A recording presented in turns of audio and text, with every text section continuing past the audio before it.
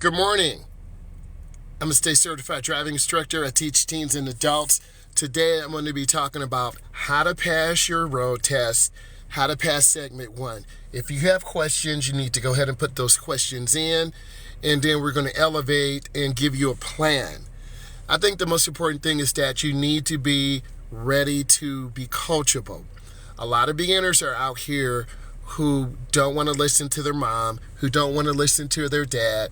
What I need all of you to do is take a moment and listen.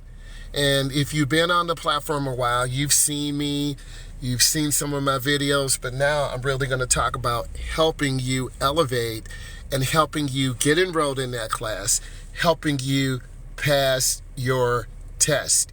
And when you elevate and pass your test, you're going to understand the purpose of obtaining your permit, understand the purpose of learning how to drive. So if you have questions, you need to go ahead and put them in.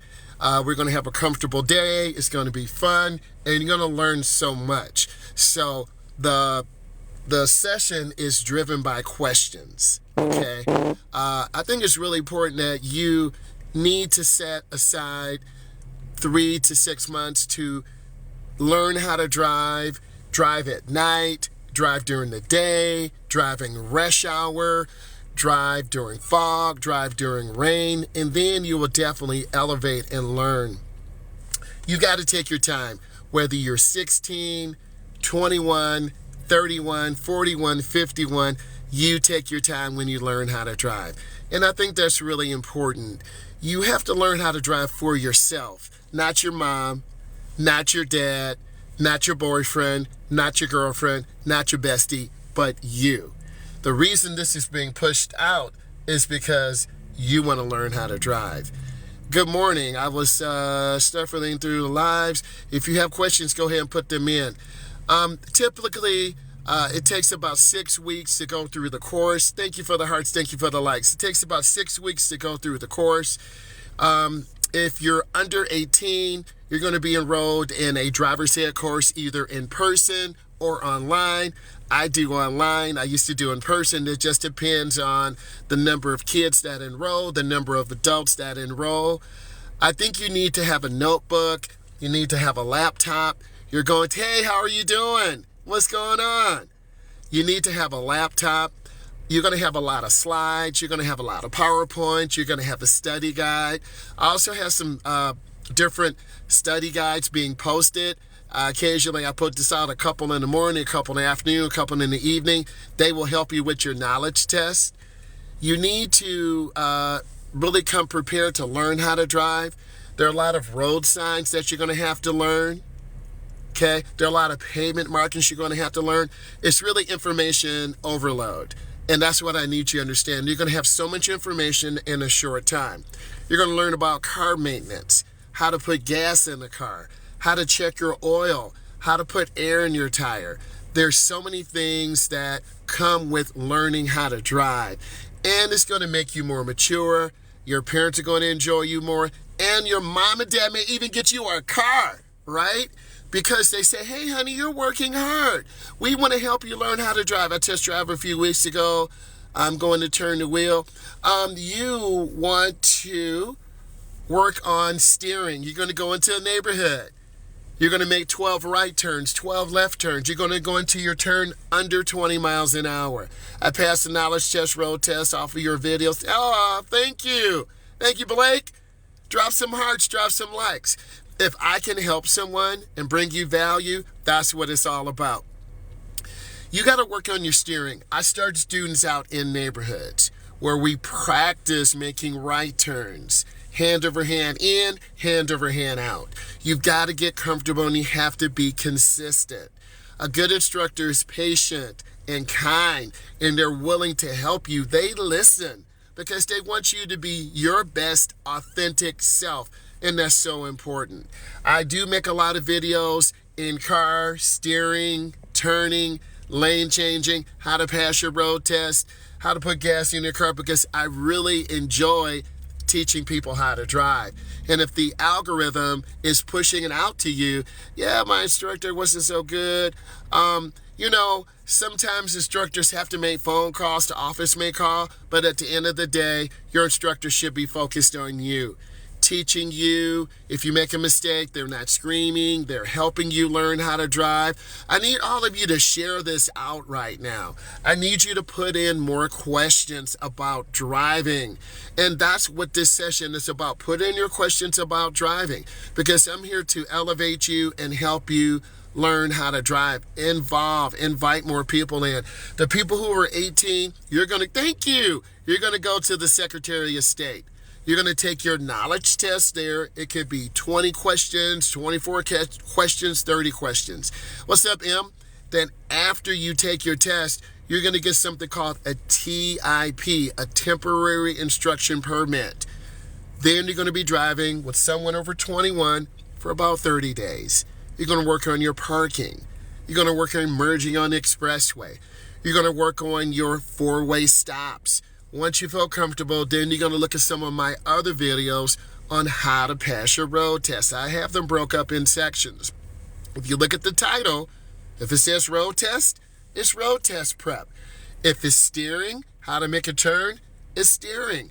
If it's learning how to park, it's parking. I try to make it easy for you, so when you see my stuff pop up, click it, look at it, leave comments. Because I am a teacher, I am an instructor, and I really enjoy seeing people elevate and learn how to drive. Next, you need to take time. A lot of beginners kind of rush through the process. They might miss a couple of days of driver's ed. You're going to have to come to class consistently all the time.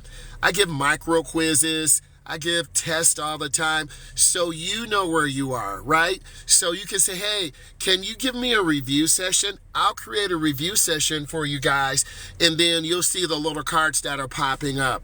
I think that's very helpful. I'll be getting a lot of positive feedback, and the goal is how to pass your segment 1 driving test, right? What do you need to do? You want to get an A. You want to miss less than 5 or 10. You've got to read through the test. You got to answer those questions. You're going to have questions on four-way stops. The first car to get there is the first car to stop. You're going to have questions on how do you park. Okay, you got to use your park brake. You're going to have questions on emergency situations, meaning maybe you might have a flat tire. Maybe there could be a traffic jam. Each driving situation will make you a better driver.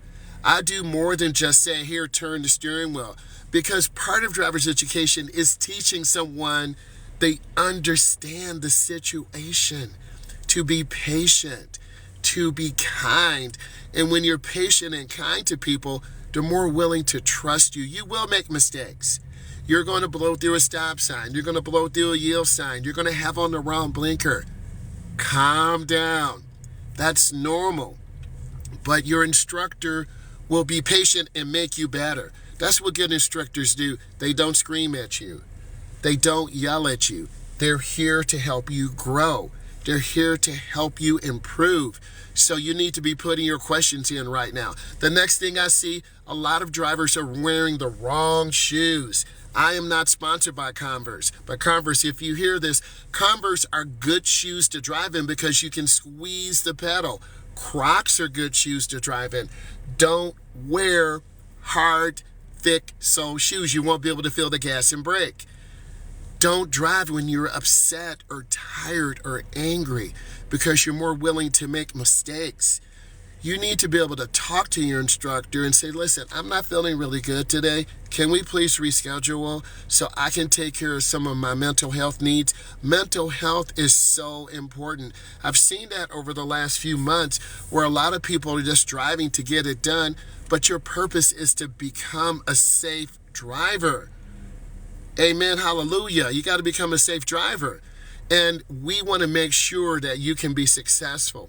The next thing I see drivers do, they don't understand stop signs. You have to stop for a minimum of 3 seconds, 1001, 1002, and 1003. Stop for 3 seconds. After you stop for 3 seconds, you look left, you look right, then you proceed. I'm looking at a car right now, just blew a stop sign. You cannot be sloppy in your driving. You have to become a good driver. If your mom and dad drive a little sketchy, a little suspect, don't drive with them. Drive with your uncle, drive with your auntie. Look at my videos because I'm a certified instructor and I'm going to help you pass your test. I'm not going to tell you anything wrong. I want to help you elevate. I want to help you grow. And when you learn from your mistakes, you make fewer and fewer mistakes. You can tell that I'm taking the time to really package this today. I have a nice background. I'm telling you what the topic is about. And then when you put your questions in, you're going to learn how to drive. The lessons are about an hour long. What do? We go through neighborhoods. We go through parking lots. We learn how to use our blinker. We learn how to control our vehicle. You can't just jump into a car and drive. The outcome will not be good. Trust me. You want to be patient. Like, for instance, I'm sitting now in a parking lot and there are cars driving around in circles. And what I need you to do is understand that you have got to be aware of what's going on in your driving environment, okay? You've got to look, you've got to anticipate people not paying attention, anticipate people not using a blinker.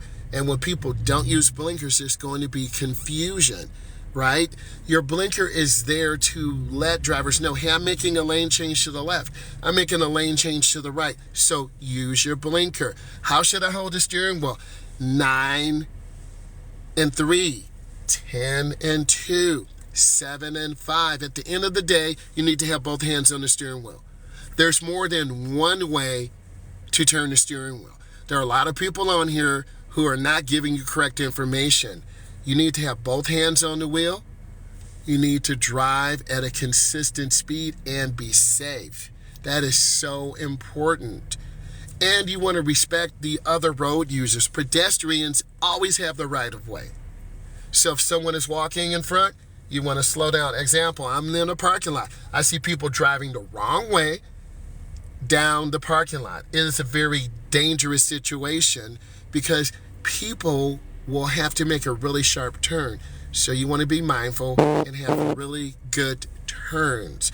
And parking lots are very dangerous places because you have pedestrians who walk in between cars. So you got to be mindful of what are your pedestrians doing? What are cars doing? And you learn from driving. You learn from driving to school. Okay? There are people who will speed through the parking lot. Leave early. The number one reason why people speed is because they are late. And if I'm bringing you value, drop some hearts, drop some likes.